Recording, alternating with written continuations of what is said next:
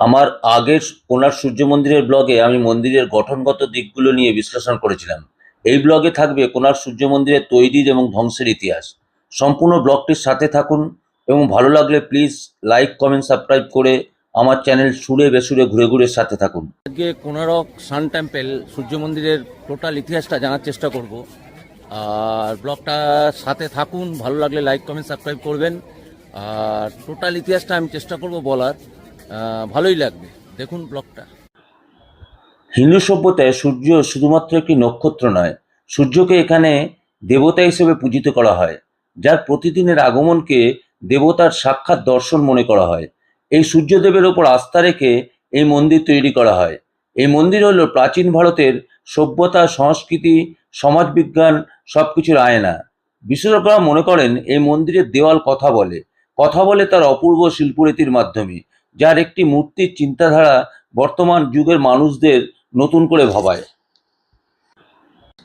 কোণার্ক সূর্য মন্দিরে তৈরির ইতিহাস জানতে গেলে যে নামগুলো উঠে আসে, ওনারা হলেন ভগবান শ্রীকৃষ্ণের পুত্র সাম্য, রাজা প্রথম নরসিংহদেব এবং ধর্মদাস নামক এক 12 বছরের বালকের নাম। কৃষ্ণের অভিশাপের কারণে যখন কৃষ্ণপুত্র সুদর্শন সাম্য কুষ্ঠরোগের শিকার হয়ে পড়েছিলেন, তখন তিনি এই রোগ থেকে মুক্তি পাওয়ার জন্য চন্দ্রভাগা নদীর তীরে 12 বছর ধরে কঠিন তপস্যা করেছিলেন। আর তার তপস্যায় খুশি হয়ে সূর্যদেব তার কুষ্ঠরোগ সারিয়ে দেন এবং সাম্য তার পুরনো সুদর্শন রূপ ফিরে পান। এই বিশ্বাসের উপর নির্ভর করে পরবর্তীতে সূর্যভক্ত নরসিংহদেব এই পবিত্র স্থানে সূর্যদেবের জন্য একটি মন্দির নির্মাণ করেন। 1238 সালে কলিঙ্গ রাজা নরসিংহদেব এখানে 12 একর জমির ওপরে 1200 শ্রমিকের সাহায্যে 12 বছর ধরে এই অদ্ভুত মন্দিরটি নির্মাণ করেন। ধারণা করা হয় 1250 সালে এই মন্দিরের নির্মাণ কাজ শেষ হয়, কিন্তু এটি একটি সূর্য মন্দির হলেও নেই কোনো সূর্যদেবের বিগ্রহ। এই মন্দিরে আজ পর্যন্ত হয়নি পুজো। কোন বিশেষ কারণে বন্ধ হয়েছে এই মন্দিরের পুজো তা অনেকেই জানেন না। সমুদ্র থেকে উঠে আসা সূর্যদেবের এই রথের সামনে রয়েছে 7 জোড়া ঘোড়া, অর্থাৎ সপ্তাহে 7 দিন। মন্দিরটি 12 জোড়া বিশাল চাকার ওপরে রয়েছে, অর্থাৎ 24টা চাকা, 24 পক্ষ। প্রতিটি চাকাকে মনে করা হয় এক একটি সূর্যঘড়ি। চাকার ভেতরে থাকা দাঁড়গুলো সূর্যঘড়ির সময় কাটা। 8টি দাঁড়ের অর্থ অষ্টপ্রহর। মনে করা হয় নিখুঁতভাবে সময় নির্দেশ করে কোণার্কের সূর্য মন্দির। এছাড়াও মন্দিরের প্রবেশ পথে রয়েছে বিশাল 2টি সিংহের মূর্তি। সিংহের নিচে রয়েছে হাতি, আর হাতির নিচে পিষে রয়েছে মানুষ। এখানে সিংহ হলো শক্তির প্রতীক, হাতি হলো সম্পদের প্রতীক, আর মানুষ শক্তি ও সম্পদের মাঝে পিছে মারা যাচ্ছে। রয়েছে সূর্যদেবের 2 স্ত্রী ছায়াদেবী ও মায়াদেবীর মন্দির। তাছাড়াও রয়েছে রন্ধনশালা ও নৃত্যকক্ষ। শোনা যায় প্রথম নরসিংহদেবের এই মন্দির নির্মাণের সময় এক অদ্ভুত নিয়ম চালু করেছিলেন। তিনি ঘোষণা করেন এই মন্দির নির্মাণ সম্পন্ন করতে হবে ঠিক 12 বছরের মধ্যে। মন্দিরের নির্মাণ কার্যের জন্য থাকবে 1200 জন শ্রমিক। তিনি বলেছিলেন 1200 জনের একজন শ্রমিকও যদি বেশি বা কম হয় তাহলে সবার প্রাণদণ্ড হবে। এই মন্দির নির্মাণ চলাকালীন একজন শ্রমিকের স্ত্রী গর্ভবতী হয়ে পড়েন, কিন্তু নরসিংহদেবের নির্দেশের পর তার কাজ ছেড়ে যাওয়া সম্ভবপর ছিল না। তাই তার স্ত্রী গর্ভবতী হয়ে পড়লেও তিনি কাজ ছেড়ে যেতে পারেননি। সেই শ্রমিকের স্ত্রী এক পুত্র সন্তানের জন্ম দেন। সেই পুত্র সন্তানের নাম রাখা হয় ধর্মদাস।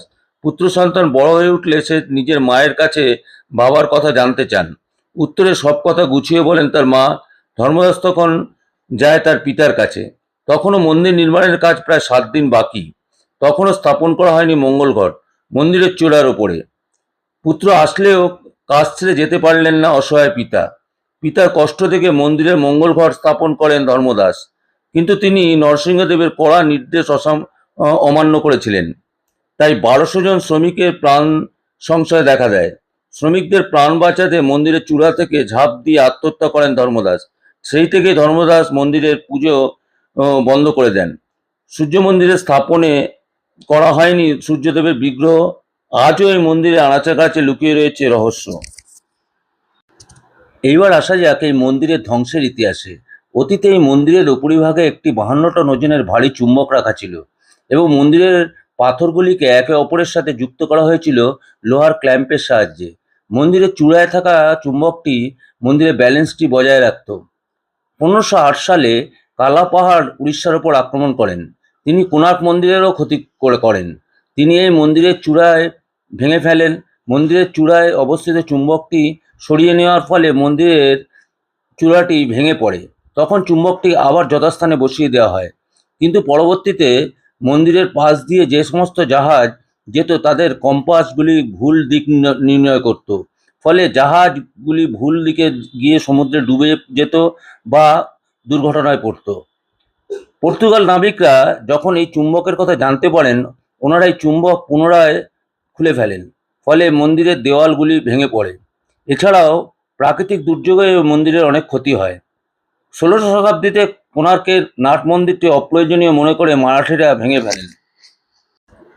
১৮শ শতাব্দীতে কোণারক মন্দির তার পুরনো সব গৌরব হারিয়ে পরিত্যক্ত অবস্থায় পড়ে থাকে, যার অবস্থা ধীরে ধীরে আরও খারাপ হয়।